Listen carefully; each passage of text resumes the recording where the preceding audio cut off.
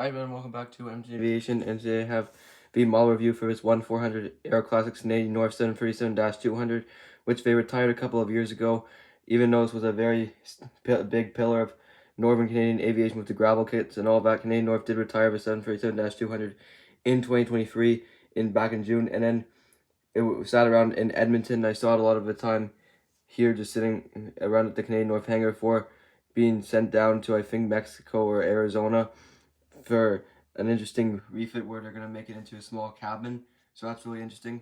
But anyways, let's get into the box, because the box of this model is really cool.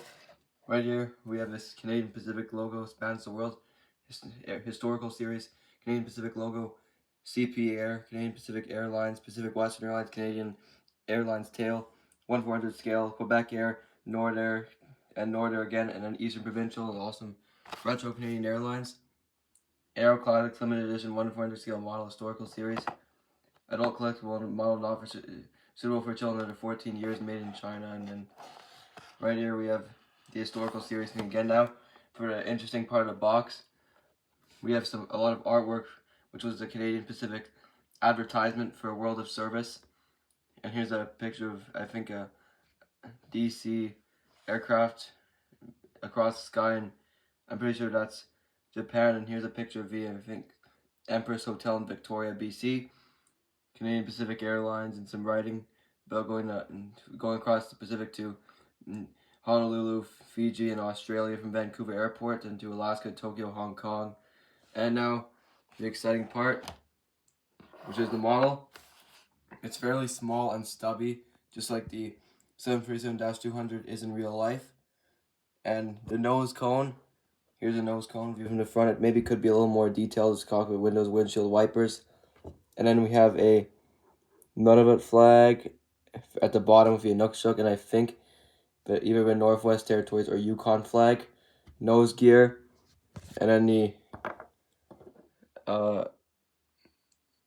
number 862, and then the Canadian North writing with the polar bear and the sun, the old logo before Canadian North merged with First Air, and now it's basically got this First Air logo with the red and white Inukshuk. And then the registration, Charlie Golf November Delta uniform, L1 boarding door, and these older looking engines, which is what the 737 engines look like for the 100 and 200.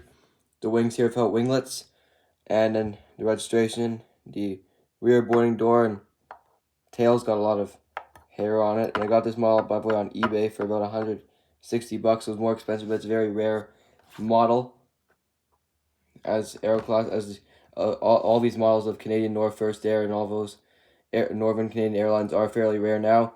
Canadian North tail with the polar bear with the sun in the background, and then 862 is the tail number. Horizontal stabilizers and vertical stabilizers, and then we have another boarding door at the back. Registration, cargo door, Canadian North, the wing, and then the engine, and then the Nunavut flag, and then here the Yukon and NWT flag.